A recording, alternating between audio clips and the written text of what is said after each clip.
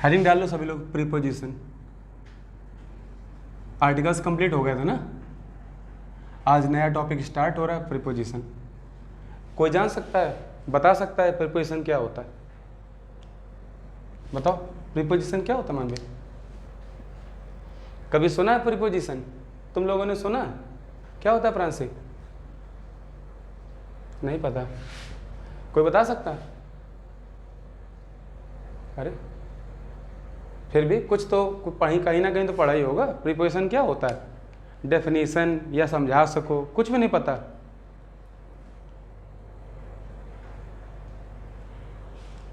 देखो भाई, प्रीपोजिशन पहली बात तो एक वर्ड है, जैसे बाकी सभी पार्ट्स ऑफ स्पीच अपने आप में एक वर्ड होते हैं ना, तो प्रीपोजिशन भी तो एक वर्ड है।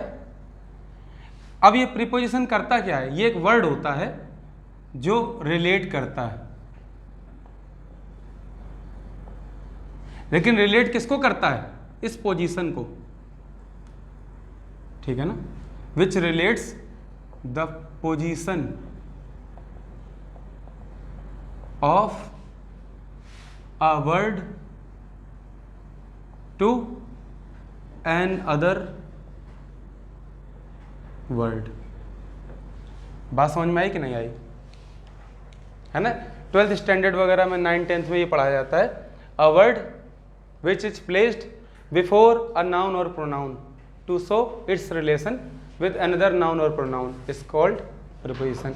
ये तो होता है, लेकिन समझने के लिए हमने आसान कर दिया कि यहाँ पर जो ये वर्ड होता है ना, प्रीपोजिशन एक वर्ड है जो रिलेट करता है किसी एक वर्ड की पोजीशन को दूसरे वर्ड से, है ना। अब हम कुछ एग्जाम्पल लिख रहे हैं, इन एग्जाम्पल पे ध्यान देते जाओ जरा। जैसे हमने एग्जाम्पल लिखा, जैसे लिखा है विद्या केम इन द ऑफिस। एक और है, जैसे लिखा है Vidya was happy in the office.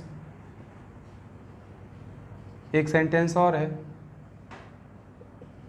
Vidya saw तरुण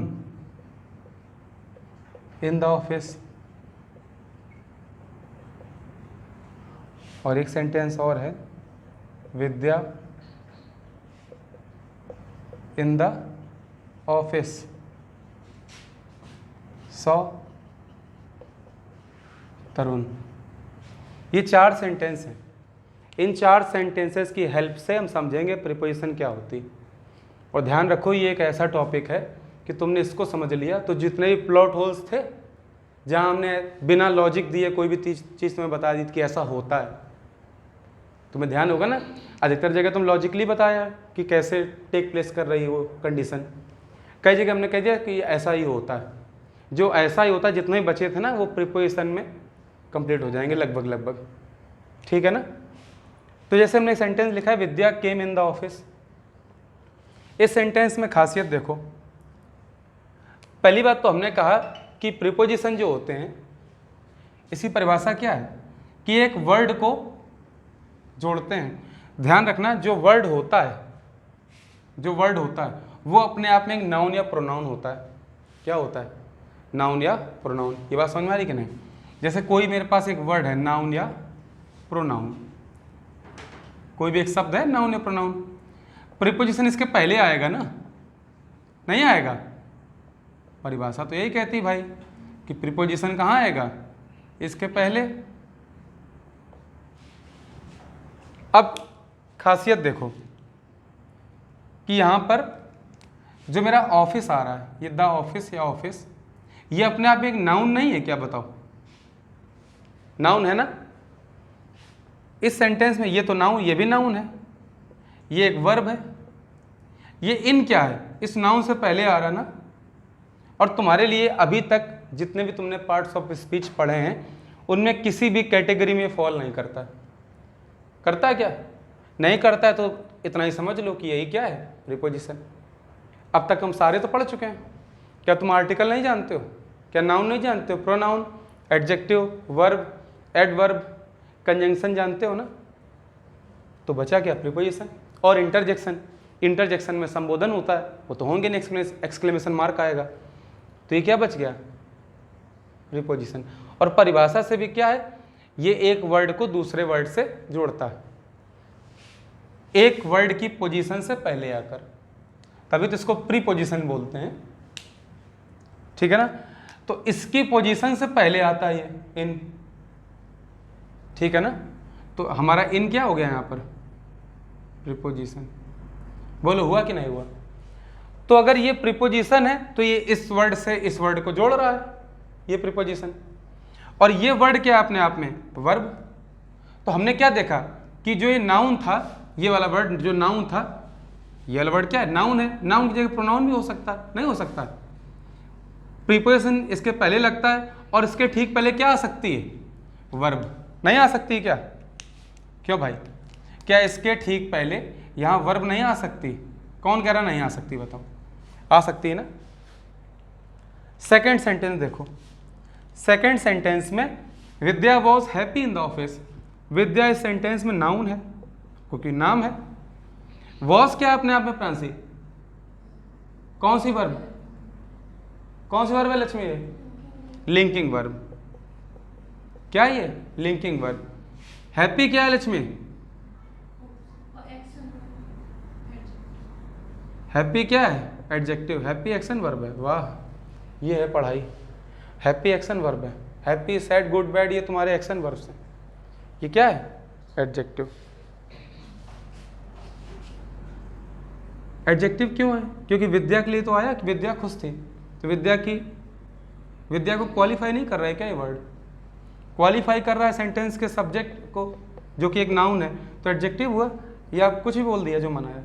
तमीज़ सीखो थोड़ी सी और ना पढ़ो। ऑफिस अभी हर बार की तरह क्या है? नाउन। ये हमारा क्या है? ये प्रीपोजिशन। बोलो है कि नहीं? तो हमने क्या देखा कि नाउन यहाँ पर रहा, नाउन के पहले ये प्रीपोजिशन और इसके पहले क्या आ रहा है? एडजेक्टिव। इसका मतलब दूसरी चीज हमने क्या सीखी कि वर्ब हो सकता है या फिर एडजेक्टिव भी हो सकता है। यहां पर नहीं हो सकता। तीसरे सेंटेंस में आ जाओ। तीसरे सेंटेंस में Vidya saw Tarun in the office. Office noun, in preposition हर बार की तरह अभी तक नहीं। तरुण क्या है? ये भी एक नाउन है, नहीं है क्या? ये सॉ क्या मेरा? ये एक्शन वर्ब है और ये भी एक नाउन है। तो इस बार ये प्रीपोजिशन इस नाउन के साथ इस नाउन को जोड़ रहा है, नहीं, इसकी पोजीशन के पहले आ रहा है, तो इसके लिए ये प्रीपोजिशन है। ध्यान रखो, इस वर्ड के लिए ये क्या है? प्रीपोजिशन। इसके पहले की स्थिति, जो पहले आएगा इसके, तभी तो नाम प्रीपोजिशन है, ठीक है ना। अब नाउन है ना, तो ये नाउन के साथ ही इस नाउन को जोड़ रहा है। इसका मतलब लास्ट में तो नाउन प्रोनाउन होंगे। प्रीपोजिशन के पहले और क्या हो सकता है? क्या हो सकता है? नाउन भी तो हो सकता है। और अगर नाउन हो सकता है तो क्या हम ये नहीं लिख सकते थे विद्या सॉ मी? तो मी तो प्रोनाउन हो गया ना, तो नाउन हो सकता है तो प्रोनाउन भी हो सकता है। क्यों? क्योंकि नाउन को ही तो रिप्लेस प्रोनाउन करते हैं, तो जहां जहां नाउन आ सकता है वहां प्रोनाउन भी आ सकता है। सीधी सी बात है। नहीं आ सकता क्या? कोई ऐसी कंडीशन हो सकती है इसमें नाउन आए प्रोनाउन नहीं आ सकता? नहीं हो सकती, क्योंकि नाउन को ही तो रिप्लेस करते हैं प्रोनाउन। ध्यान रखो, नाउन को रिप्लेस प्रोनाउन करते हैं और नाउन को क्वालिफाई एडजेक्टिव करते हैं। दोनों बातों को ध्यान रखो। तो हमने क्या देखा कि प्रीपोजिशन से पहले हमारे ये सारे ही आ सकते हैं, नहीं आ सकते हैं? सारे आ सकते हैं। अब यहां से एक नई बात चालू कर रहे हैं, ध्यान से सुनना, ठीक है ना। नहीं सुनोगे ध्यान से तो कुछ नहीं समझ में आएगा। जरा ध्यान से सुनो। ये द ऑफिस और इन हो गया, ठीक है ना। अब तुम सही से देखोगे अगर, तो ये जो स्ट्रक्चर लिखा हुआ है ये इन द ऑफिस,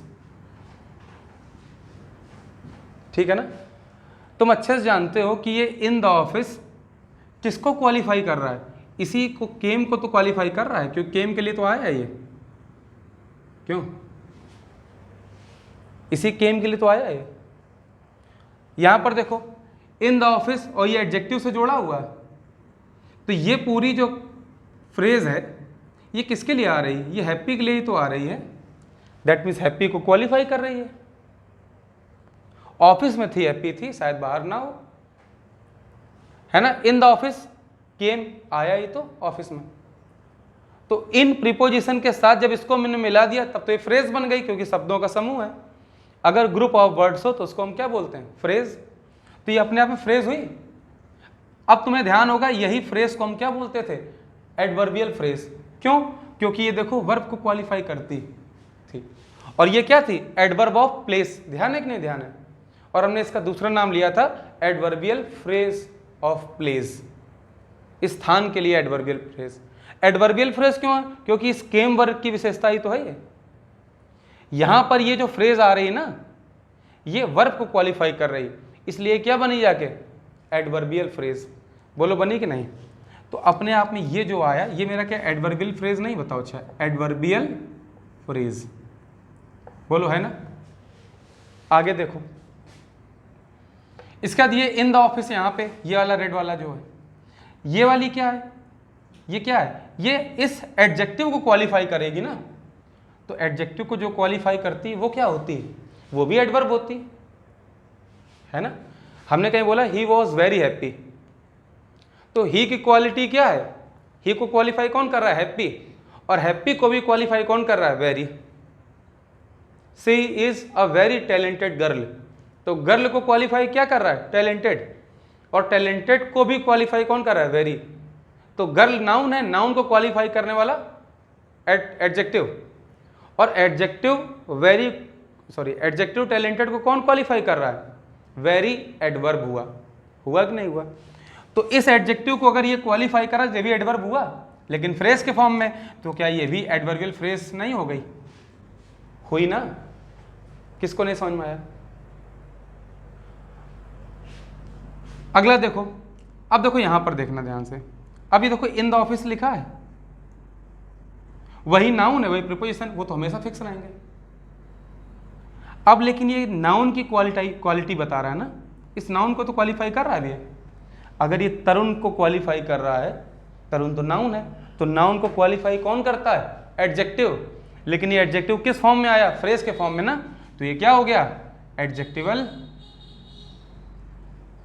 फ्रेज। हुआ कि नहीं हुआ? तो इन द ऑफिस इस तरुण के लिए क्या है? Adjectival phrase. हुआ कि नहीं हुआ? बोलो, हुआ कि नहीं हुआ? तो देखो अभी ये प्रीपोजिशन था, लेकिन ये प्रीपोजिशन के बाद जो जुड़ा हुआ होता है ना, वही फ्रेज बनाता है। और किसके लिए? जिसके साथ ही जुड़ा है, जिसको क्वालिफाई कर रहा है। अगर किसी नाउन या प्रोनाउन को कर रहा है तो ये एडजेक्टिवल फ्रेज होगा, और अगर किसी एडवर्ब या वर्ब या एडजेक्टिव को कर रहा है तो ये एडवर्बियल फ्रेज होगा, क्योंकि वर्ब को क्वालिफाई कौन करता है? एडवर्ब। और एडजेक्टिव को क्वालिफाई कौन करता है? एडवर्ब। ध्यान है कि नहीं ध्यान है? नहीं ध्यान है? एडवर्ब की परिभाषा यही थी कि वो वर्ब एडजेक्टिव किसी सेंटेंस या फ्रेज को क्वालिफाई करता। भूल गए क्या पढ़ाया था? याद करो जाके। तो यहां दोनों सेंटेंस में ये वर्ब को क्वालिफाई कर रहा है पूरा ये फ्रेज, इसलिए एडवर्बियल फ्रेज, और यहां पर इस एडजेक्टिव को क्वालिफाई कर रही है फ्रेज, इसलिए यहां पर ये पूरी फ्रेज क्या बोली जाएगी? Adjectival phrase. अलग अलग देखो तो ये नाउन है, इससे प्रीपोजिशन, ये एडजेक्टिव है, लेकिन इस एडजेक्टिव को ही क्वालिफाई ये पूरी फ्रेज कर रही है, क्योंकि इन इसके बाद ही तो आया है और इसके पहले, तो ये पूरी फ्रेज बनी जाके ना इनके साथ, और ये पूरी फ्रेज बनी जाके तो एडजेक्टिव को क्वालिफाई कर रही है, इसलिए क्या बनी? Adverbial phrase. और यहां पर इस नाउन को क्वालिफाई कर रही है, इसलिए एडजेक्टिवल फ्रेज। प्रोनाउन को करेगी तो भी एडजेक्टिवल फ्रेज। क्या लिख नहीं सकते विद्या सॉ हिम? हिम प्रोनाउन नहीं हुआ, तो प्रोनाउन के साथ भी तो लग जाएगी ये, तो एडजेक्टिवल फ्रेज होगी जब नाउन या प्रोनाउन को क्वालिफाई करे। समझ गए? अब लास्ट सेंटेंस और देखो, इसमें क्या है? देखो ये द ऑफिस के पहले इन आया है, तो फ्रेज तो ये बनी जाके, लेकिन ये फ्रेज किसके रिस्पेक्ट में, किसकी क्वालिटी बता रही? इस नाउन की ना, तो इस नाउन के लिए ये क्या हो गई? Adjectival phrase. बोलो, हुई कि नहीं हुई? और ये अनदर नाउन हुआ। हुआ कि नहीं हुआ? अब हमें बस ये बताओ कि सेंटेंस थर्ड में और फोर्थ में क्या डिफरेंस है बेसिक? कोई बता सकता? कोई बताना चाहे? सेंटेंस थर्ड या फोर्थ में क्या डिफरेंस है? नहीं समझ में आ रहा, थोड़ा विचार करो।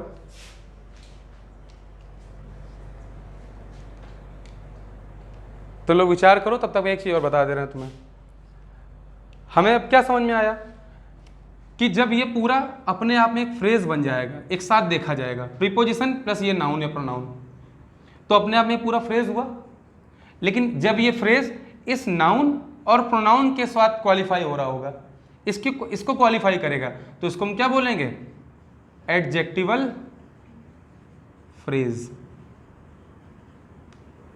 और जब ये पूरा फ्रेज प्रीपोजिशन प्लस नाउन या प्रोनाउन, ये पूरा स्ट्रक्चर या फ्रेज जब इस वर्ब या इस एडजेक्टिव को क्वालिफाई करेगा, तो इसको हम क्या बोलेंगे?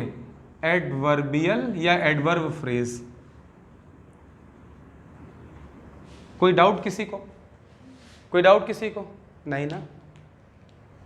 एक चीज और बताओ हमें जरा, हमने यहाँ पे वर्ड सब 3 बार यूज किया है। ये वर्ड एक बार ये आया और एक बार यहाँ आया।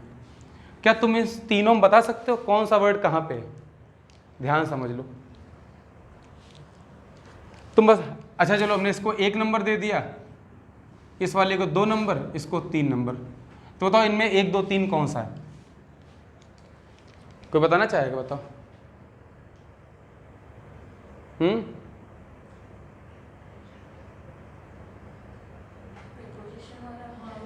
प्रीपोजिशन वाला क्या होगा? पहला। गुड। कौन वाला दूसरा है? ये दूसरा है और ये तीसरा है। और कोई बताओ?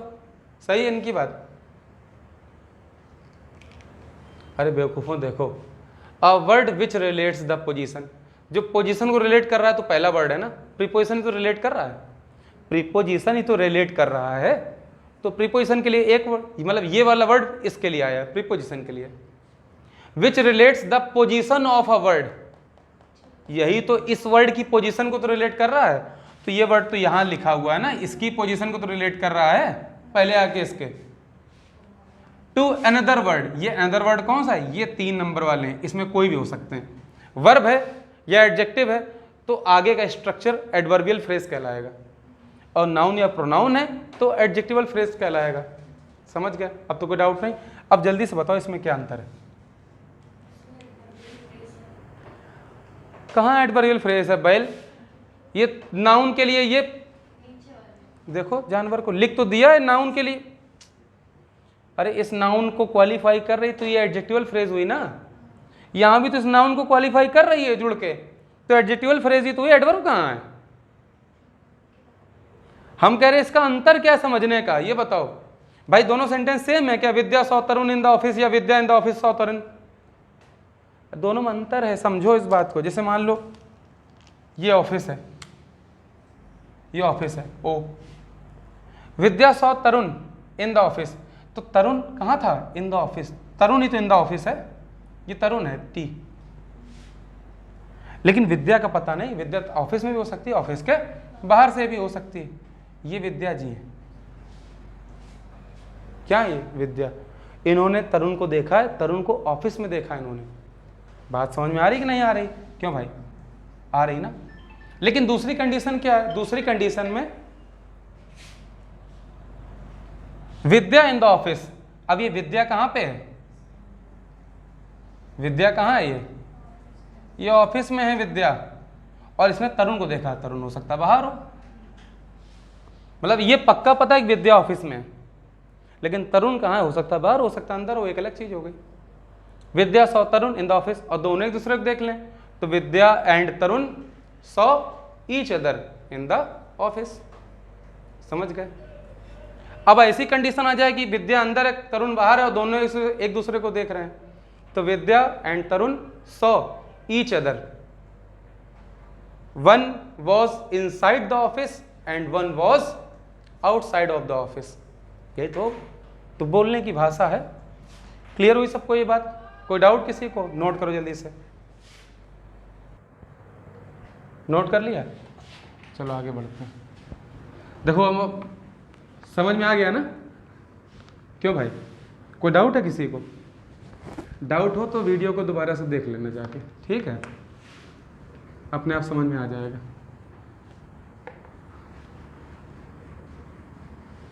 चलो फिर भी हम एक बार बताते हैं। तो देखो हमने क्या समझा, हमने समझा कि अगर मेरे पास कहीं पर भी प्रीपोजिशन प्लस नाउन या प्रोनाउन का स्ट्रक्चर है, ठीक है ना, इस तरह कोई स्ट्रक्चर है अगर, तो इस प्रीपोजिशन से पहले क्या क्या जुड़ सकता है, इसके पहले क्या जुड़ सकता है, या तो वर्ब और एडवर्ब हो सकते हैं, नहीं हो सकते हैं, या फिर नाउन या प्रोनाउन हो सकते हैं। बोलो हो सकते हैं कि नहीं हो सकते? हो सकते हैं ना। अगर इस स्ट्रक्चर के पहले अगर वर्ब और एडवर्ब आए तो इस स्ट्रक्चर को क्या बोला जाएगा, इस वर्ब एडवर्ब क्या, एडवर्बियल फ्रेज। क्या बोला जाएगा? Adverbial phrase. और अगर इसी स्ट्रक्चर के लिए नाउन या प्रोनाउन आए हैं इसके पहले, तो नाउन या प्रोनाउन को क्वालिफाई करने लगेगी स्ट्रक्चर।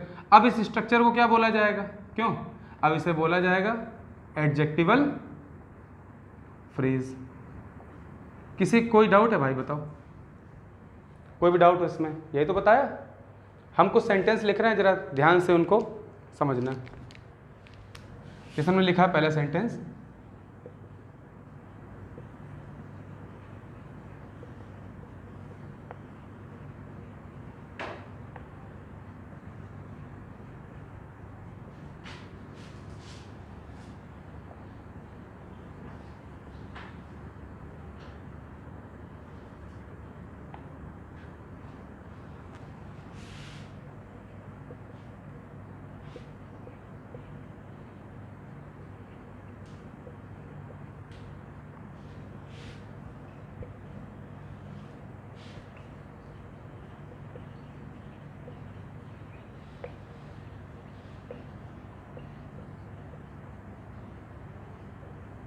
ये 3 सेंटेंस लिखे हुए हैं। पहला लिखा है Shalini found the books safe in the अलमीरा। फिर लिखा ही वॉज विद अस। तीसरा क्या है? Disha was sad in the party. अब तीनों सेंटेंस वही जो हमने बताया वही समझना है। देखो शालिनी नाउन है, क्यों? फाउंड क्या है? वर्ब। अब देखो वर्ब के तुरंत बाद जो आ रहा है ये है तो नाउन, लेकिन किस केस में है? ऑब्जेक्टिव केस में है। वर्ब के बाद ऑब्जेक्टिव केस का नाउन है ये, ठीक। ये जो सेफ लिखा है ये अपने आप में क्या है? ये एडजेक्टिव है, ठीक है ना।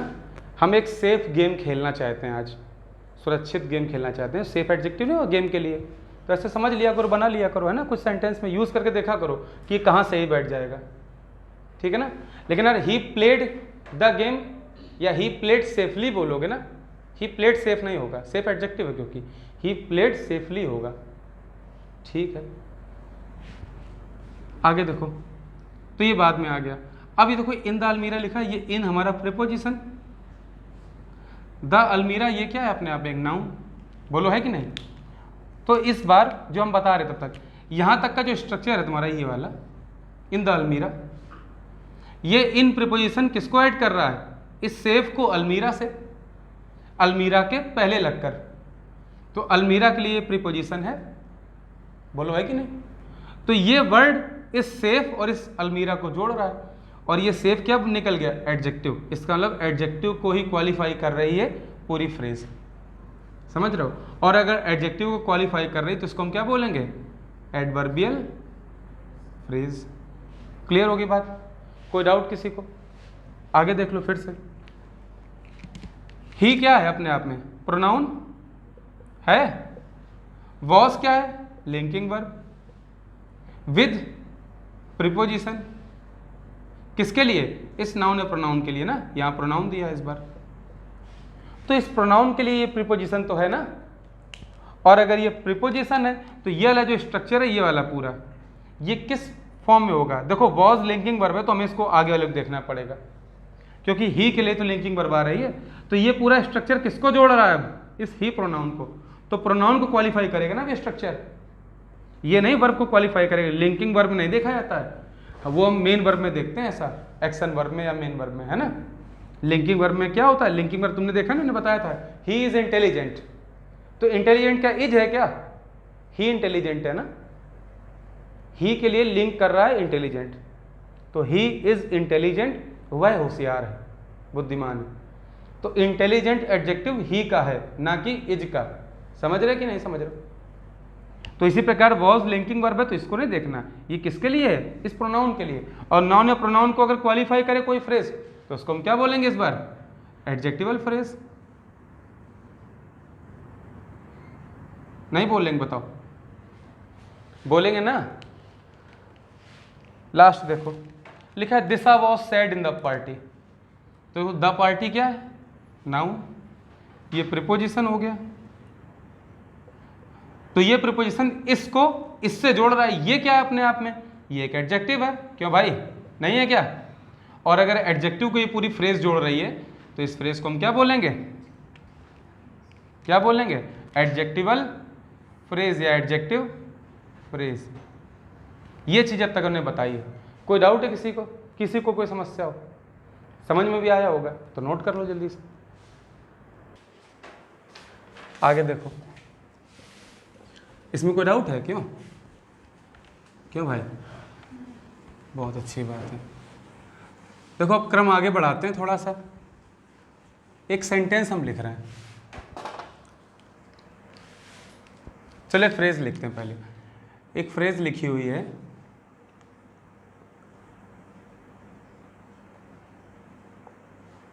डॉटर इन लॉ, ठीक है, क्या लिखा है, daughter in law.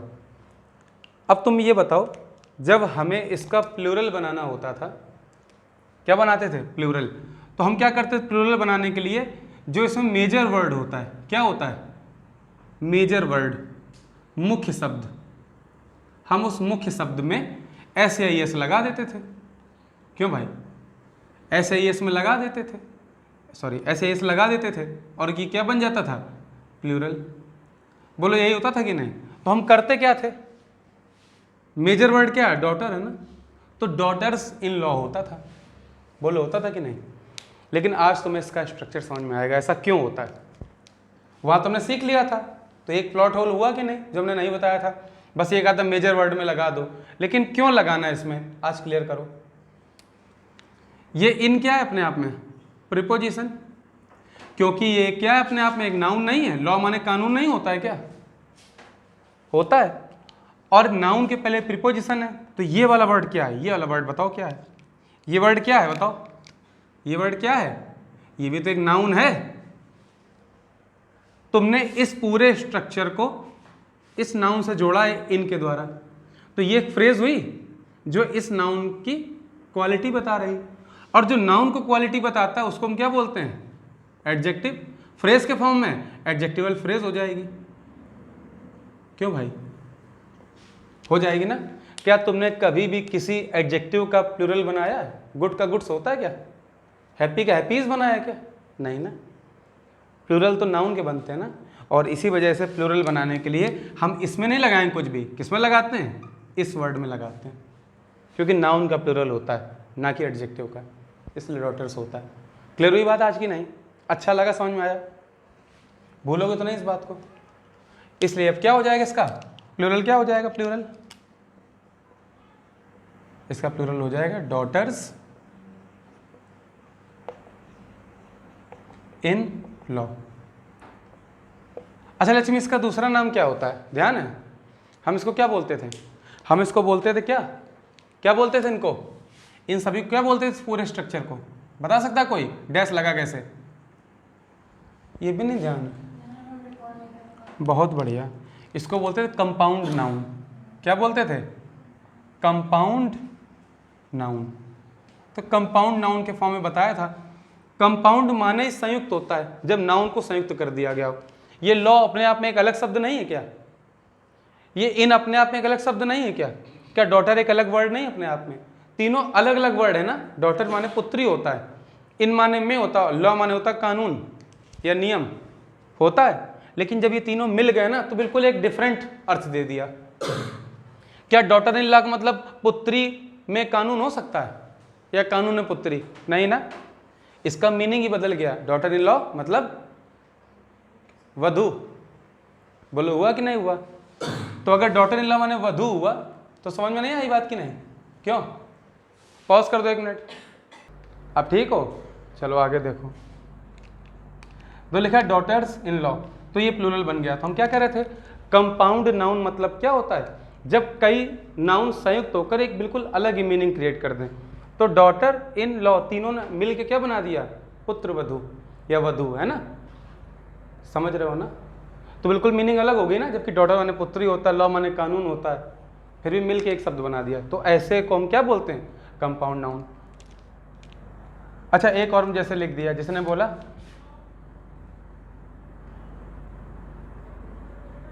Member of parliament. अब इसमें क्या होगा प्लूरल, क्या होगा प्लूरल, बोलो भाई, क्या होगा, मेंबर्स ऑफ। अब तो समझ गया ना।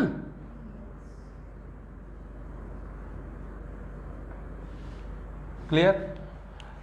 तो देखो अब इंपॉर्टेंट क्या है भाई, मेंबर ऑफ पार्लियामेंट लिखा हुआ है, तो हमें यही तो समझना था कि भाई ये जो ऑफ लगा हुआ है ये प्रीपोजिशन है, ये पार्लियामेंट क्या है, एक नाउन है, नहीं। अब प्रीपोजिशन और नाउन का ये जो स्ट्रक्चर बना, ये अपने आप में क्या हो गया, ये अपने आप में क्या होगा, इसके अकॉर्डिंग होगा, क्योंकि ये एक नाउन है, इसलिए ये क्या हुआ, एडजेक्टिवल फ्रेज हुई। अब जब ये एडजेक्टिव बन गया तो इसमें प्लूरल बना ही नहीं सकते हो, इसलिए इसके अकॉर्डिंग कुछ नहीं होगा आगे सेंटेंस में। किसके अकॉर्डिंग होगा, मेंबर के अकॉर्डिंग। तो मेंबर्स ऑफ पार्लियामेंट होगा, प्लूरल प्लूरल बनाना है अगर, तो ना कि मेंबर ऑफ पार्लियामेंट्स, ऐसा नहीं होगा। ठीक है, हम एक एग्जांपल दे रहे हैं, जैसे हमने लिख दिया, बताना सही से है, जैसे हमने लिखा है the theory of many researchers is are not proven. चलो बस इतने ठीक। लिखा the theory of many researchers, कई खोजकर्ताओं का जो थ्योरी है, सिद्धांत है, वो अब तक प्रूव नहीं हुआ है। तो हम इस सेलेक्ट करेंगे आर, लेकिन देखो इसका कारण क्या बनता है, हमने क्या बता दिया था उस समय कि ये नाउन है, एक ये दूसरा नाउन है, ये ऑफ से जुड़े हुए हैं, तो पहले वाले के अकॉर्डिंग हेल्पिंग वर्ब लगती है। रटाया गया था, आज समझ लो क्यों, क्योंकि ऑफ क्या है, प्रीपोजिशन, ऑफ प्रीपोजिशन, ये एक नाउन है। तो ये पूरा स्ट्रक्चर क्या हुआ, ये पूरा स्ट्रक्चर क्या है अपने आप में, ये हो गया फ्रेज, क्या हो गया, एक फ्रेज। लेकिन ये फ्रेज किसके रिस्पेक्ट में आई, इस नाउन के रिस्पेक्ट में ना, तो इस नाउन के रिस्पेक्ट में आने के कारण ये क्या हो गई, एडजेक्टिवल फ्रेज। बोलो हुई कि नहीं। और अगर ये एडजेक्टिवल फ्रेज हो गई तो एडजेक्टिव में तो बना नहीं सकते हो कुछ भी, एडजेक्टिव के अकॉर्डिंग थोड़े ना लगाएंगे, यही मेरा बन सकता है जो बनना होगा, तो इसके अकॉर्डिंग हम क्या लगा देंगे, हेल्पिंग वर्ब। और थ्योरी अपने आप में क्या है, सिंगुलर, और सिंगुलर है इसलिए क्या होगा, इज, ना कि आर। क्लियर। अब समझ में आए इसके अकॉर्डिंग ही क्यों लगाते हैं वहां पे, the theory of many researchers is not proven. Clear, आया समझ में। अब तो कर लोगी, नोट करो।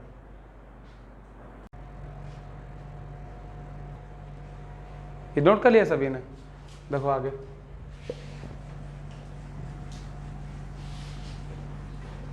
देखो एक काम करो, यहां तक तैयार कर लेना सभी लोग आज, ठीक है ना।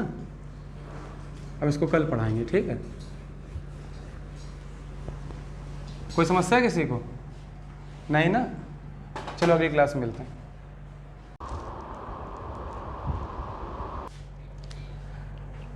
कल हम लोग प्रीपोजिशन पढ़ रहे थे, ठीक है ना। आगे कंटिन्यू करते हैं। देखो एक बात समझो, हमने सेंटेंस पढ़ा था, क्यों, सेंटेंस पढ़ाया था ना हमने। सेंटेंस में हमने दो बातें पढ़ी थी। क्या पढ़ी थी, एक तो हमने पढ़ा था कि जो सेंटेंस होता है उसकी मीनिंग कंप्लीट होती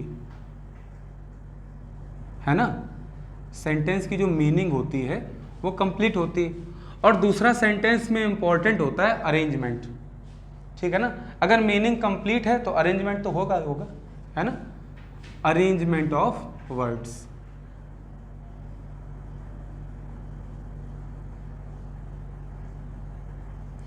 और हमने लिखा है राम इज गुड, तो इसकी मीनिंग तो है राम अच्छा है, गुड इज राम, अच्छा राम है, तो मीनिंग तो है, लेकिन अरेंजमेंट गलत हो गया ना।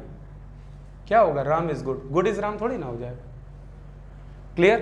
तो कंप्लीट मीनिंग होती है सेंटेंस में और सेंटेंस के वर्ड्स का अरेंजमेंट होता है। ठीक है, अब जब ये अरेंजमेंट की हम बात करते हैं तो अरेंजमेंट में क्या होता है? अरेंजमेंट में हमारा पहले तो सब्जेक्ट आता है, जनरली यही होता है ना, subject plus verb plus object. ठीक है ना। इस ऑब्जेक्ट को समझो, हमने तुम्हें बताया था कि ऑब्जेक्ट का पता लगा सकते हैं, ध्यान है। ऑब्जेक्ट का पता कैसे लगा सकते हैं मानवी? हम ऑब्जेक्ट का पता लगा सकते हैं वॉट या होम का प्रयोग करके, वॉट या होम का प्रयोग करके, क्लियर। या फिर हम ऑब्जेक्ट का पता लगाते हैं हाउ, वेयर और व्हेन का प्रयोग करके। ठीक है ना। हाउ से हमें पता चलता है किस मैनर में काम हो रहा है, किस ढंग से। ठीक है ना। वेयर मीन्स प्लेस के लिए और व्हेन मीन्स टाइम के लिए। ठीक है ना, कब के सेंस में। तो ऑब्जेक्ट इन दोनों तरीकों से पता लगाते हैं। अब इंपॉर्टेंट क्या है, जब हम ऑब्जेक्ट पता लगा लेते हैं तो व्हाट या हुम से जो भी ऑब्जेक्ट हमें पता चलता है वो अपने आप में क्या होता है, क्या होता है, वो या तो नाउन होगा या फिर प्रोनाउन होगा। क्यों भाई, इसके अलावा भी हो सकता है क्या? नहीं। लेकिन जो ऑब्जेक्ट हाउ, वेयर और व्हेन से पता चलता है क्या होता है लक्ष्मी, क्या होता है बताइए, ये पढ़ाइए। वो होता है एडवर्ब। नहीं होता है क्या? हम एडवर्ब में एडवर्ब ऑफ मैनर नहीं पता करते हैं हाउ से, एडवर्ब ऑफ प्लेस नहीं है वेयर, और क्या एडवर्ब ऑफ टाइम नहीं व्हेन? भूल गए सब? ये तो पढ़ाई है। चलो, कोई डाउट यहां तक? तो हमने ऑब्जेक्ट दो तरह से पता करी है, व्हाट या होम से, हाउ, वेयर या व्हेन से। तो इनमें को दोनों को हम नाम भी दे सकते हैं। भाई हम कैसे पता करेंगे व्हाट या होम वाला ऑब्जेक्ट है या हाउ, वेयर, व्हेन का? ठीक है ना। हम नाउन प्रोनाउन चेक कर सकते हैं, एडवर्ब चेक कर सकते हैं, बहुत बड़े होशियार हो। या फिर ये समझ लो कि व्हाट या होम का आंसर मिलने से जो भी आंसर मिलता है वो नाउन या प्रोनाउन होता है, और हाउ, वेयर और व्हेन से जो भी आंसर मिलता है ऑब्जेक्ट का वो एडवर्ब होता है। यही ठीक है। दूसरी बात, हमने एक एग्जाम्पल दिया तुम्हें, हमने तुम्हें एग्जाम्पल दिया, हमने बोला ही प्लेड फुटबॉल, ये एक एग्जाम्पल है। ठीक है ना। और हमने दूसरा एग्जाम्पल दिया आई रैन फास्ट, ये दो एग्जाम्पल हैं। ठीक है।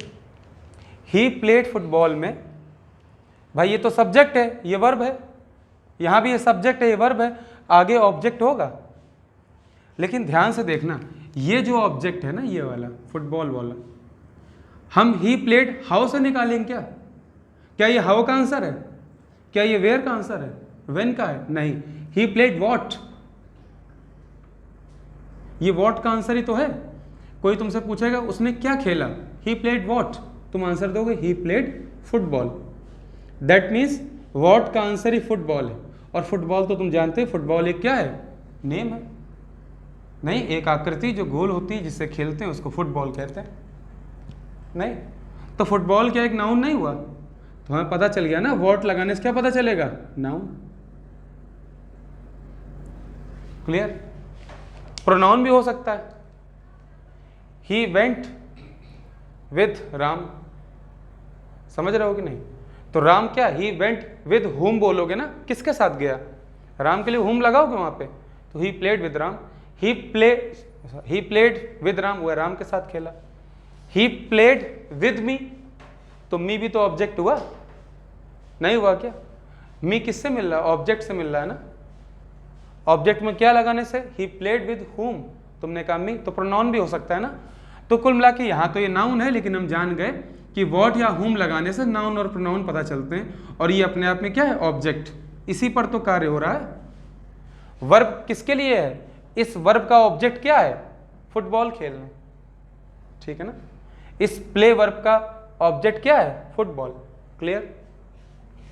तो ऐसी सभी वर्ब जिनको ऑब्जेक्ट की नीड होती है, जिनको कर्म की आवश्यकता होती है, उन्हें हम सकर्मक क्रियाएं बोलते हैं हिंदी में, और इंग्लिश में उसी को हम क्या बोलते हैं, ट्रांजिटिव वर्ब्स। क्या बोलते हैं, ट्रांजिटिव वर्ब, हिंदी में सकर्मक क्रिया। सकर्मक का मीनिंग ये है जिसमें कर्म भी साथ हो, है ना, सा लगा है ना, सकर्मक कर्म के साथ वाली क्रिया जिसमें ऑब्जेक्ट भी हो, ऐसी वर्ब। ठीक, क्रिया मतलब वर्ब। दूसरा देखो एग्जाम्पल, दूसरे एग्जाम्पल में लिखा है आई रैन फास्ट, मैं तेज दौड़ा। क्या आई रैन वॉट होगा, मैं क्या दौड़ा, आई रैन हूं, मैं किसे दौड़ा, ऐसा है क्या। आई रैन हाउ, मैं कैसे दौड़ा। तो हाउ का आंसर मिल रहा है ना यहाँ पे, क्यों, आई रैन हाउ, तो हाउ का आंसर मिल रहा है, मतलब ये मैनर है ना, और ये एडवर्ब ऑफ मैनर का आंसर से मिल रहा है, इसलिए क्या हुआ फास्ट यहाँ पे, एडवर्ब। बोलो हुआ कि नहीं है। तो देखो इस वर्ब के साथ ऑब्जेक्ट नहीं आ रहा, ये तो एडवर्ब है ना, ऑब्जेक्ट थोड़ी ना, ऑब्जेक्ट सिर्फ नाउन हो सकता है, नाउन है प्रोनाउन, ठीक है ना। और अगर ऑब्जेक्ट हाउ के आंसर से मिल रहा है तो हमेशा एडवर्ब होगा।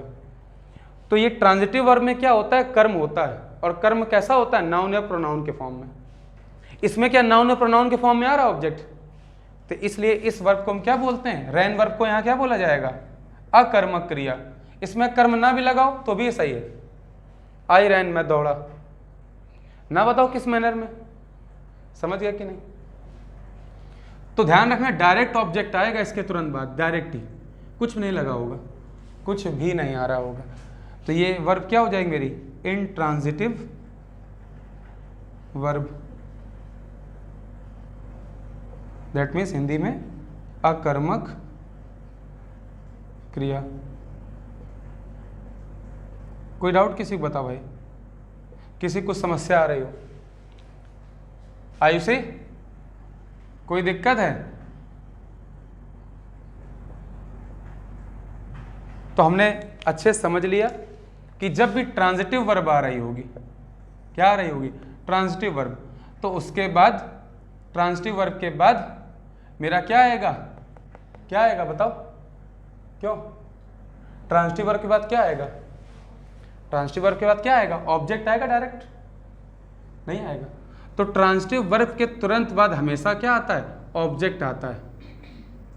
अगर डायरेक्ट ये ऑब्जेक्ट आ रहा है तो प्रीपोजिशन यहां पर नहीं होगा। ये बात समझ में आ रही कि नहीं आ रही, क्यों भाई। तो ट्रांजिटिव वर्ब अगर आ रही है तो तुरंत बाद क्या आएगा, ऑब्जेक्ट, कोई भी प्रीपोजिशन नहीं होगा। समझ गए कि नहीं समझ में आई बात। अब सेकंड वाला, तो इसमें क्या हो जाएगा हमारे इसी तरह से, ये मेरी इंट्रांजिटिव वर्ब है। तो इंट्रांजिटिव वर्ब में प्रीपोजिशन भी हो सकता है और उसके बाद क्या होगा, ऑब्जेक्ट। तो ध्यान रखना इंट्रांजिटिव वर्ब में प्रीपोजिशन प्लस ऑब्जेक्ट का स्ट्रक्चर होता है, ठीक है ना। अब ऑब्जेक्ट का मतलब यहाँ पर क्या है, हम अच्छे से जानते हैं, नाउन या प्रोनाउन। कोई दिक्कत, यहाँ पर भी नाउन या प्रोनाउन। ये एग्जाम्पल नहीं इसका, ठीक है ना, सॉरी, ये अलग चीज़ है, ठीक है ना। इंट्रांजिटिव वर्ब के लिए हमें समझ लिए। तो ट्रांजिटिव वर्ब का एग्जाम्पल है, इंट्रांजिटिव वर्ब में क्या होगा, प्रीपोजिशन के साथ ही आता है। यहाँ तो मैनर आ रहा है, हाउ, वेयर और व्हेन का आंसर है, तो ये एडवर्ब हो गई। एडवर्ब कभी भी ऑब्जेक्ट नहीं होता है, ठीक है ना। तो जब नाउन प्रोनाउन आएंगे तभी क्या माना जाएगा, ऑब्जेक्ट। तो ऑब्जेक्ट की जगह हाउ, वेयर, व्हेन आया है तो एडवर्ब होगा। हम ऑब्जेक्ट की संज्ञा सिर्फ किसको देंगे, नाउन या प्रोनाउन को। समझ गए कि नहीं, कोई दिक्कत। तो ये चीज़ नहीं बननी चाहिए, इसको ऑब्जेक्ट नहीं माना जाएगा। अब भी नहीं समझ में आया, रिपीट करें। तो हमने क्या कहा, सेंटेंस में दो चीज़ें होती हैं, एक कंप्लीट मीनिंग और दूसरा अरेंजमेंट ऑफ वर्ड्स। शब्दों का जो अरेंजमेंट होता है वो सब्जेक्ट, वर्ब और ऑब्जेक्ट के फॉर्म में होता है। अब वर्ब के तुरंत बाद ऑब्जेक्ट की जगह व्हाट या हुम से आंसर मिल रहा होगा तो नाउन या प्रोनाउन होंगे वहाँ पे। अगर हाउ, वेयर और व्हेन से मिल रहा है तो एडवर्ब होंगे। तो ऐसी स्थिति में इसे ऑब्जेक्ट नहीं कहते, ठीक है। अब हमने एग्जांपल दिया ही प्लेड फुटबॉल, तो ही प्लेड व्हाट का आंसर है ना, नाउन और प्रोनाउन का आंसर निकल रहा है ना यहाँ पे, इसलिए ये क्या है, ट्रांजिटिव वर्ब। तो ट्रांजिटिव वर्ब में ट्रांजिटिव वर्ब के तुरंत बाद ऑब्जेक्ट आ जाता है बिना प्रीपोजिशन के। अगर इनट्रांजिटिव वर्ब है तो क्या होगा, इनट्रांजिटिव वर्ब के बाद प्रीपोजिशन आ रहा होगा, समझ रहे हो कि नहीं। और उसके बाद क्या आएगा, ऑब्जेक्ट आएगा। जैसे हमने क्या बोला था example, he played with Ram, लिखना भूल गए वो एग्जाम्पल, ध्यान रखना। तो ही प्लेड विद राम आ सकता है ना, वह राम के साथ खेला। क्लियर होगी मेरी बात कि नहीं, कोई दिक्कत किसी को। अच्छा, आई रैन फास्ट जो लिखा है यहाँ पे हाउ से आंसर मिल रहा है, तो ये एडवर्ब है, इसको ऑब्जेक्ट नहीं मानेंगे। समझ गए, कोई दिक्कत, कोई समस्या। अब तुम कहोगे इंट्रांजिटिव वर्ब कौन कौन सी होती है, इंट्रांजिटिव वर्ब कौन कौन सी होती हैं। तुम सही से ध्यान दोगे तो यहाँ पर जो रैन लिखा हुआ है ये क्या है, एक इंट्रांजिटिव वर्ब है। इसको ऑब्जेक्ट की कोई नीड नहीं, जो आगे आ रहा है ये ऑब्जेक्ट नहीं है, ये एडवर्ब है, ऑब्जेक्ट की नीड ही नहीं है। तो रैन इंट्रांजिटिव वर्ब है, ध्यान रखना। रैन क्या है, इंट्रांजिटिव वर्ब। लेकिन जो फास्ट है वो एक एडवर्ब है, ऑब्जेक्ट नहीं है। ये बात समझ में आ रही, कंफ्यूज तो नहीं हो रहे तो बता दो। जैसे स्माइल, आई स्माइल्ड, मैंने मुस्कुराया। आई स्माइल्ड क्या, मैं बहुत ज़्यादा मुस्कुराया, आई स्माइल्ड वेरी मच। लेकिन वो वेरी मच ऑब्जेक्ट नहीं है, वो एडवर्ब है। बोलो है कि नहीं। तो आई स्माइल्ड, स्माइल को किसी भी ऑब्जेक्ट की नीड नहीं है। अगर हम आई स्माइल्ड भी लिख देते, आई रैन भी लिख देते तो भी पूरा था। ठीक है ना, समझ गया कि नहीं, समझ में आ रही बात कि नहीं। तो यहां पर रैन क्या है, इंट्रांजिटिव वर्ब। अब जैसे ही तुमने स्लीप देखो, आई स्लेप्ट, मैं सो गया, तो स्लीप क्या होती है, इंट्रांजिटिव वर्ब। लाफ क्या है, इंट्रांजिटिव वर्ब। लाफ क्या, 2 किलो मुस्कुराए, 10 कद्दू मुस्कुराए, नहीं ना। मुस्कुराए, हंसे, और कुछ भी हो सकता है, नहीं ना। तो इस तरह की वर्ब जिनको ऑब्जेक्ट की नीड नहीं होती, इंट्रांजिटिव वर्ब बोलते हैं। ठीक है ना, समझ गए कि नहीं। और इंट्रांजिटिव वर्ब में अगर ऑब्जेक्ट आएगा तो बिना प्रीपोजिशन के नहीं आएगा, समझ गए। इंट्रांजिटिव वर्ब में ऑब्जेक्ट आएगा तो बिना प्रीपोजिशन के नहीं आएगा। ट्रांजिटिव वर्ब में ऑब्जेक्ट प्रीपोजिशन के बिना आता है। ये अंतर है बेसिक। तो बेसिक अंतर क्या है, अरे बोलो। हाँ, ट्रांजिटिव वर्ब में ऑब्जेक्ट डायरेक्ट आता है बिना किसी प्रीपोजिशन के, और इंट्रांजिटिव वर्ब में ऑब्जेक्ट आ सकता है लेकिन वो प्रीपोजिशन के साथ ही आ पाएगा, अकेले नहीं आ पाएगा। अगर डायरेक्ट आ जा रहा है, देखो यहाँ प्रीपोजिशन है कहीं, नहीं है ना प्रीपोजिशन। और प्रीपोजिशन नहीं, इसका मतलब ये ऑब्जेक्ट नहीं है, यहाँ पे ये एडवर्ब है। ऑब्जेक्ट सिर्फ नाउन या प्रोनाउन होगा। क्लियर, नोट करो। कोई डाउट किसी को। अब एक चीज फिर से समझो। तो हमने क्या कहा, सेंटेंस में क्या होगा, कंप्लीट मीनिंग और अरेंजमेंट ऑफ वर्ड्स। ठीक है। अब जो अरेंजमेंट ऑफ वर्ड्स होता है ये subject plus verb plus object होता है। हमने कहा ऑब्जेक्ट पता करना, तो व्हाट या हुम से पता चलेगा। व्हाट या हुम से पता चल रहा है ऑब्जेक्ट, तो नाउन या प्रोनाउन होगा। ठीक है। और अगर ऑब्जेक्ट हाउ, वेयर और व्हेन से पता चल रहा है तो वो एडवर्ब होगा। क्लियर, समझ हो गई, समझ में आई बात। अब ट्रांजिटिव वर्ब क्या होती है, ट्रांजिटिव वर्ब वो वर्ब होती है जिसके साथ ऑब्जेक्ट डायरेक्ट आता है बिना किसी प्रीपोजिशन के। जैसे ही प्लेड फुटबॉल, तो प्ले वर्ब है, इसके तुरंत बाद क्या आया, फुटबॉल। अगर क्वेश्चन बनाओगे तो ही प्लेड वॉट होगा, वॉट का आंसर ही तो फुटबॉल है। समझ गया कि नहीं। तो ही प्लेड वॉट का आंसर अगर मिला, ठीक है ना, तो ये क्या हो जाएगा अपने आप में, ये एक नाउन हो जाएगा। तो यहां पर जो ऑब्जेक्ट आता है, नाउन आया मतलब ऑब्जेक्ट हुआ, वो बिना प्रीपोजिशन के आएगा। और इन ट्रांजिटिव वर्ब में अगर यही ऑब्जेक्ट प्रीपोजिशन के साथ आ रहा है, तो भाई इतना तुम समझदार हो ही ना। हमने कल ही बताया था कि ये पूरा स्ट्रक्चर ही क्या कहलाता है, प्रीपोजिशन प्लस ऑब्जेक्ट में नाउन या प्रोनाउन। ये स्ट्रक्चर ही क्या कहलाता है, एडवर्बियल फ्रेज। एडवर्बियल फ्रेज हम इसको यहां इसलिए बोल रहे हैं क्योंकि ये वर्ब के बाद है। नाउन के बाद होता है तो एडजेक्टिव फ्रेज बोलते हैं, है ना। लेकिन ये इंट्रांजिटिव वर्ब के बाद बन रहा है ना, तो ये क्या होगा, एडवर्बियल फ्रेज। इसका एग्जांपल लिख देते हैं, ठीक है ना। क्या एग्जांपल है इसका, जैसे ने एक सेंटेंस लिखा था कल, Vidya came in the office. Vidya came in the office. अब हमें ये बताओ, क्या ऑफिस यहां पर ये नाउन नहीं है, क्या ये प्रीपोजिशन नहीं है, बोलो है कि ना। इसका मतलब यहां जो केम आया है ये इंट्रांजिटिव वर्ब है, नहीं समझ रहे हो, इसीलिए तो इसके बाद प्रीपोजिशन और प्लस नाउन आ रहा है।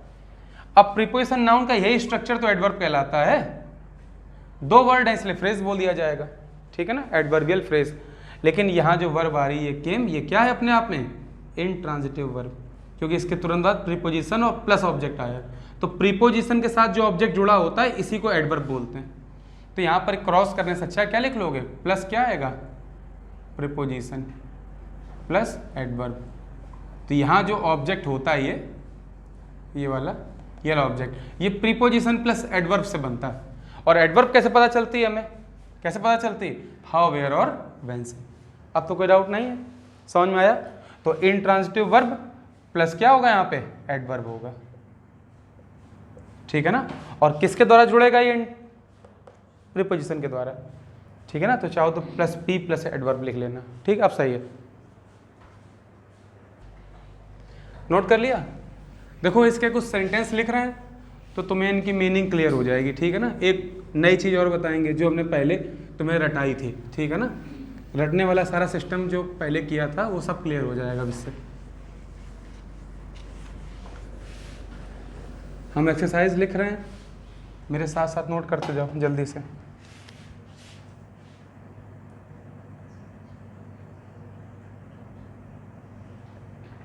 पहला सेंटेंस क्या नाम लिखना है, आरोही, चलो आरोही। एंजॉय,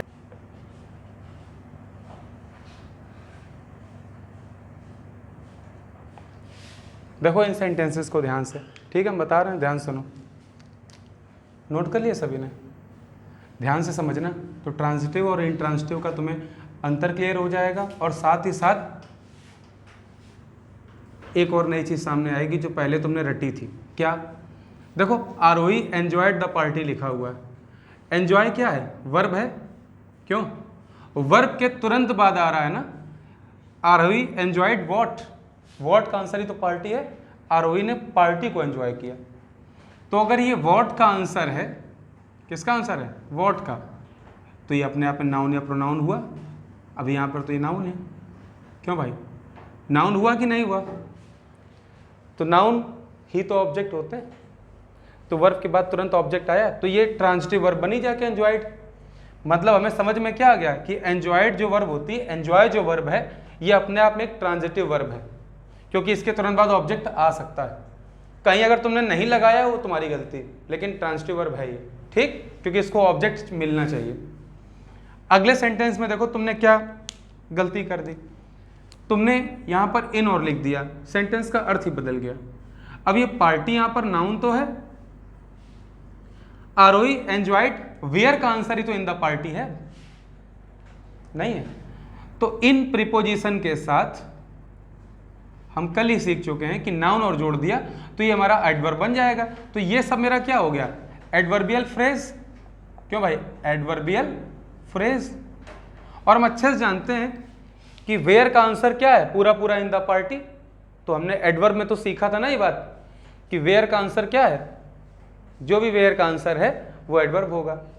शब्दों के समूह के रूप में आ गया तो एडवर्बियल फ्रेज बोल देंगे। शब्दों का समूह ही तो फ्रेज होता है, जिसमें कंप्लीट मीनिंग ना हो, इसलिए उसको फ्रेज बोलते हैं। अगर कंप्लीट मीनिंग है तो उसको सेंटेंस बोलते हैं। तो इन द पार्टी एक फ्रेज हुई, और ये क्या हो गई, एडवर्ब, क्योंकि वेयर का आंसर है ना ये। पार्टी में ही उसने एंजॉय किया, तो इस बार पार्टी को एंजॉय नहीं किया, उसने पार्टी में एंजॉय किया। पार्टी चल रही तो अंदर होगी, अपना ठुमका लगा रही होगी, समझ गए। तो इन द पार्टी क्या हुआ, एडवर्बियल फ्रेज। अब एक चीज देखो, अब बड़ी गलती कर दी तुमने। क्या गलती कर दी, एंजॉय तो अपने आप में एक ट्रांजिटिव वर्ब थी, अभी हमने देखा था कि यहाँ पर क्या बनी जाके, ट्रांजिटिव वर्ब बनी, क्योंकि इसके तुरंत बाद ऑब्जेक्ट है। अब चूंकि ये ट्रांजिटिव वर्ब है तो इसके बाद ऑब्जेक्ट होना चाहिए, और ऑब्जेक्ट होना चाहिए नाउन या प्रोनाउन के फॉर्म में, यहां तो है नहीं। तो ये ऐसी वर्ब है जिसको ऑब्जेक्ट के साथ लिखा जाता है, और उस ऑब्जेक्ट की कमी को पूरा करने के लिए हमने आरोही के अकॉर्डिंग ही हमने इस वर्ब के बाद ऑब्जेक्ट लगा दिया। और किस फॉर्म में लगा दिया, प्रोनाउन के फॉर्म में। प्रोनाउन के कौन से केस में, पॉजिटिव केस में, ठीक है ना। पॉजिटिव के नहीं बोलते हैं यहाँ पे, रिफ्लेक्सिव केस बोलते हैं। पॉजिटिव क्यों होगा, आरोही एंजॉयड हर होगा क्या, मूर्ख हो। रिफ्लेक्सिव केस तो क्या होगा आरोही के लिए, आरोही के लिए क्या होगा, सी होता है ना प्रोनाउन, तो सी हर, और हर का रिफ्लेक्सिव केस हर सेल्फ, तो क्या हो जाएगा हर सेल्फ। अब समझ में आया हम हर सेल्फ क्यों लगाते थे। तो एंजॉय हमने रटा दिया था, एंजॉय, मेक, क्राउन, इलेक्ट, इन सभी के साथ क्या आता है, रिफ्लेक्सिव केस। अब तुम्हें समझ में आया क्यों आया, क्योंकि एंजॉय अपने आप एक ट्रांजिटिव वर्ब है, इसके बाद ऑब्जेक्ट होता है या नहीं है, उसकी कमी को पूरा करने के लिए आरोही के लिए हम क्या लगा देंगे, रिफ्लेक्सिव केस, हो गया ऑब्जेक्ट। क्योंकि ऑब्जेक्ट तो नाउन प्रोनाउन हो सकता है, यहाँ प्रोनाउन के फॉर्म में है, उसने स्वयं में ही एंजॉय किया ना पार्टी में, हो गया।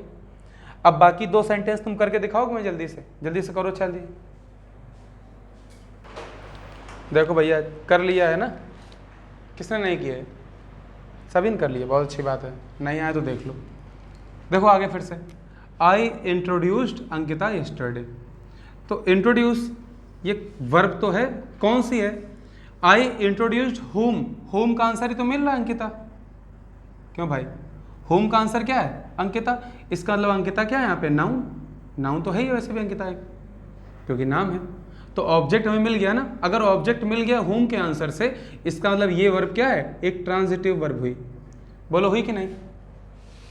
अब अगले ही सेंटेंस में आई इंट्रोड्यूस के बाद, ये तो एक मेरी ट्रांजिटिव वर्ब है, अभी हम क्लियर कर चुके हैं क्योंकि ये ट्रांजिटिव वर्ब होती है, और ट्रांजिटिव वर्ब होती है तो इसके बाद ऑब्जेक्ट होना चाहिए।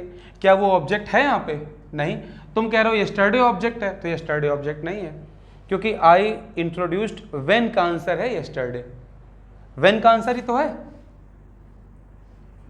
मैंने कब इंट्रोड्यूस किया, तो व्हेन का आंसर अगर यस्टरडे तो व्हेन तो मेरा एडवर्ब हो गया, क्यों भाई, एडवर्ब नहीं हुआ क्या यस्टरडे, तो अगर ये एडवर्ब हो गया तो ऑब्जेक्ट तो अभी भी गायब है ना।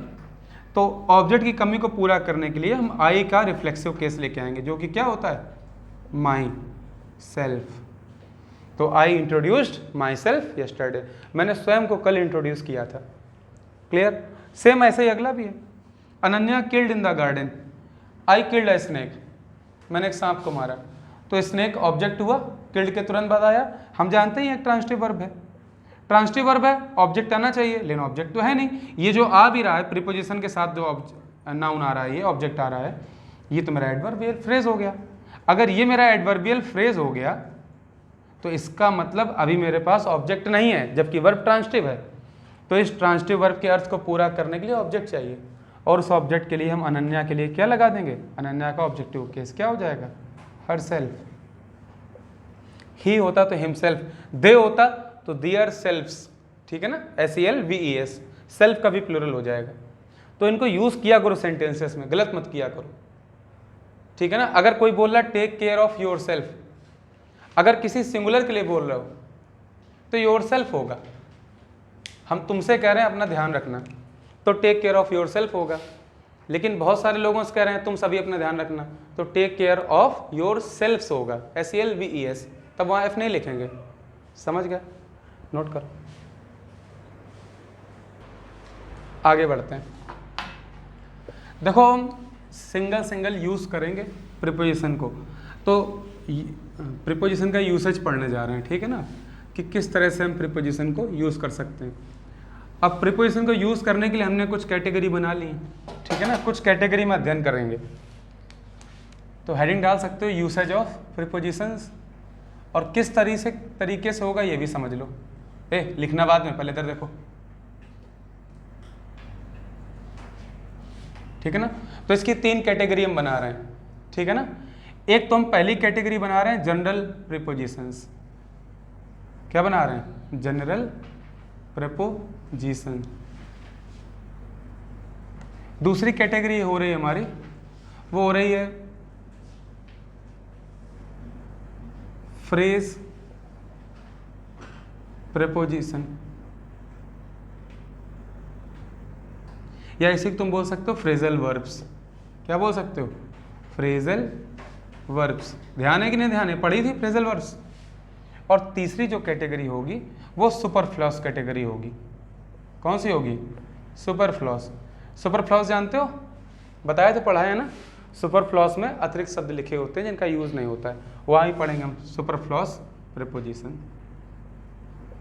इन 3 कैटेगरी में हम प्रीपोजिशन को पढ़ने जा रहे हैं। अब उसके लिए समझ लो कि जैसे जनरल प्रीपोजिशन जो होते हैं, ये कायदे से जो प्रीपोजिशन के टाइप होते हैं वो 5 होते हैं।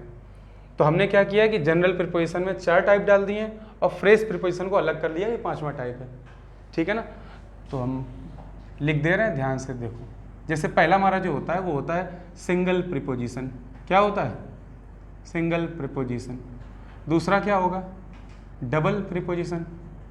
मान लीजिए अब ट्रिपल आ जाएगा, है ना, क्या आएगा? अब आ जाएगा कंपाउंड प्रीपोजिशन। क्या होगा? Compound preposition. और एक और जिसे हम क्या बोलेंगे? Participle preposition. एग्जाम्पल देते हैं इनके, ठीक है ना, कौन सिंगल प्रीपोजिशन हुआ। तो तुम जितने भी ये पढ़ के आए हो अभी तक, इन, है ना, एट, ओवर, अंडर, अप, ये सभी क्या हैं? विद हो गया, ये सभी क्या है? सिंगल प्रीपोजिशन, छोटे छोटे से हैं और एक ही वर्ड है इनमें, ठीक है ना। डबल प्रीपोजिशन कौन होते हैं? जैसे हमने इन और, जैसे मालूम टू भी लिख दे रहे हैं, अब विद और टू भी लिख दे रहे हैं यहाँ पर तुम्हारे समझने के लिए, ये होते हैं, एटसेट्रा, ठीक है ना, बहुत सारे हो सकते हैं। तो इन और टू को मिला देते हैं तो इनटू बनता है। तो ये डबल वर्ड को यूज करके हमने नहीं बना लिया, अब 2 वर्ड एक साथ यूज कर लिए तो अब इनको सिलेबल बोला जाएगा। अब एक वर्ड है इनटू और उसके 2 सिलेबल हैं इन और टू। क्लियर? ऐसे ही क्या हो जाएगा? विद और एक इन होता है, विद इन कर लो। क्यों भाई, क्या विद इन नहीं होता है? और क्या हो सकता है? अप और टू कर लो, अप टू नहीं होता। तो इस तरह से ये सभी क्या है? डबल प्रीपोजिशन, जो 2 प्रीपोजिशन को मिलाकर बने हुए हैं। अब एक कंपाउंड प्रीपोजिशन क्या है? कंपाउंड प्रीपोजिशन में क्या होता है कि प्रीफिक्स में कुछ लगाकर, किसमें? प्रीफिक्स या सफिक्स में कुछ लगाकर किसी नाउन या एडजेक्टिव में, क्या काम ने? नाउन या एडजेक्टिव में कोई प्रीफिक्स या सफिक्स लगाकर हम जो प्रीपोजिशन बनाते हैं उन्हें हम बोलते हैं कंपाउंड प्रीपोजिशन। जैसे तुमने एक वर्ड सुना होगा लॉन्ग। लॉन्ग माने क्या होता है? लंबा, एक नाउन है, ठीक है ना, एडजेक्टिव है, सॉरी, लॉन्ग, ठीक है ना। तो क्या लगा देंगे इसमें? ए। तो अलोंग क्या हो गया हमारा? Compound preposition. और हमने कहा और क्या हो सकता है, बताओ, बोलो। जैसे एक वर्ड है लो, हमने बी लगा दिया तो बिलो नहीं हो गई। ऐसे ही बहुत सारी हो सकती हैं, जैसे अमंगेस्ट हो गई, ठीक है ना, एटसेट्रा। बहुत सारे लिखेंगे हम, ठीक है ना, समझदार हो। तो इस तरह से कंपाउंड प्रीपोजिशन बनते हैं। क्रॉस हो सकता है, क्रॉस में ए लगा दो, अक्रॉस हो जाएगा, नहीं हो जाएगा, बोलो हो जाएगा कि नहीं। तो इसी तरह से क्या बनते हैं? Compound preposition. कंपाउंड मतलब ही संयुक्त करना, कल ही बताया था हमने। अब है पार्टिसिपल प्रीपोजिशन। पार्टिसिपल क्या होते हैं? प्रेजेंट पार्टिसिपल की बात की जा रही है, आईएनजी लगे हुए, जैसे ड्यूरिंग, है ना, रिगार्डिंग,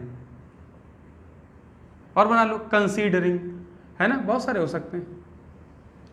जैसे during the war, comma, I was in Kashi, युद्ध के दौरान मैं काशी में था। तो ड्यूरिंग वॉर को जोड़ रहा है ना, तो ड्यूरिंग क्या है? एक पार्टिसिपल प्रीपोजिशन। पार्टिसिपल क्यों? क्योंकि आईएनजी लगा हुआ है। तो आईएनजी लगे हुए जितने भी प्रीपोजिशन बनते हैं वो पार्टिसिपल प्रीपोजिशन होते हैं। क्लियर? तो इस तरह से हमने ये जनरल प्रीपोजिशन इनको कैटेगरी में डाल दिया। अगला है फ्रेज प्रीपोजिशन। क्या है? Phrase preposition. अभी फ्रेज प्रीपोजिशन क्या होता है? हम कुछ वर्ड लिख रहे हैं, जरा ध्यान से देखना है इनको। जैसे हमने कुछ लिख रहे हैं, एक हमने लिखा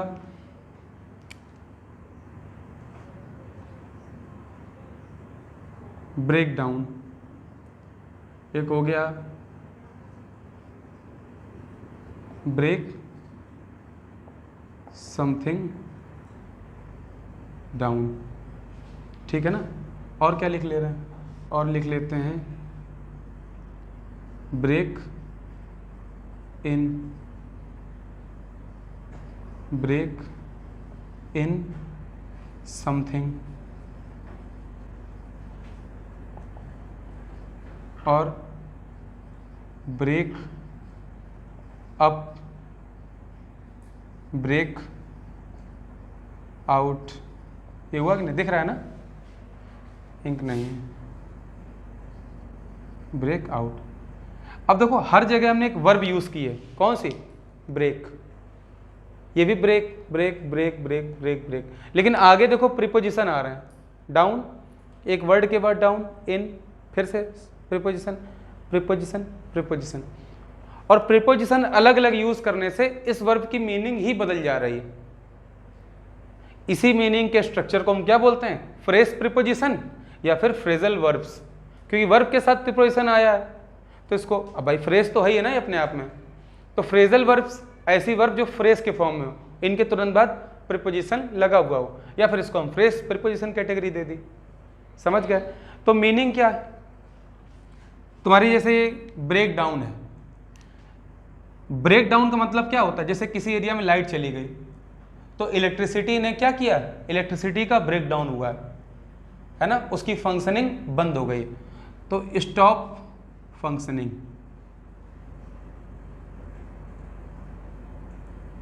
इसका मीनिंग क्या हुआ है? कि ब्रेक डाउन हुआ है, किसी चीज ने काम करना बंद कर दिया। परेशान हो जाने को भी ब्रेक डाउन बोलते हैं, गेट अपसेट, इसको भी क्या बोलेंगे हम? Break down. कोई डाउट किसी को? तो परेशान हो जाने को भी हम क्या बोलते हैं? Break down. इसके बाद है ब्रेक समथिंग डाउन। तो समथिंग कोई चीज आ गई ना, किसी चीज के छोटे छोटे हिस्से कर देना, उसको छोटे छोटे हिस्सों में बांट देना, उसको बोलते हैं ब्रेक समथिंग डाउन। तो क्या हो जाएगा? Divide into smaller parts. ठीक है, इसका लिखा ब्रेक इन, तो मीनिंग चेंज हो गई ना। अब ब्रेक इन, ब्रेक इन मतलब होता है जब तुम फोर्स एंट्री लेते हो। क्या लेते हो? Force entry to a building. मतलब फोर्स एंट्री मतलब जबरदस्ती एंट्री ले लेना टू अ बिल्डिंग, एक बिल्डिंग के अंदर। अब तुम समझ सकते हो कि फोर्स एंट्री ही ब्रेक इन होती है। अब ये जब ये ब्रेक इन यूज होता है तो जिस बिल्डिंग हो रहा है तो टू अ बिल्डिंग, तो ब्रेक इनटू अ बिल्डिंग होता है। बहुत समय तुम्हें ध्यान होगा, a thief broke into the house या someone has broken into the house. इसका मीनिंग क्या होता है? अवश्य कोई घर में घुसा है, जबरदस्ती की एंट्री ली, फोर्सफुली एंट्री ली, तो इसे क्या बोलते हैं हम? ठीक है ना। अब अगली मीनिंग, ब्रेक इन समथिंग। तो ब्रेक इन समथिंग की बिल्कुल मीनिंग चेंज हो जाती है। इसका मीनिंग ये होता है कि किसी चीज को इसलिए यूज करना कि वो थोड़ी पुरानी हो जाए।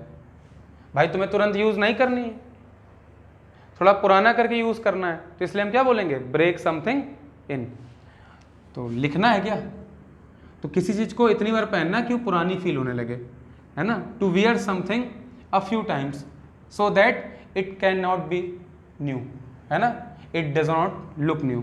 जो ही बोलना हो तुम्हें, wear something a few times so it does not look or feel what new।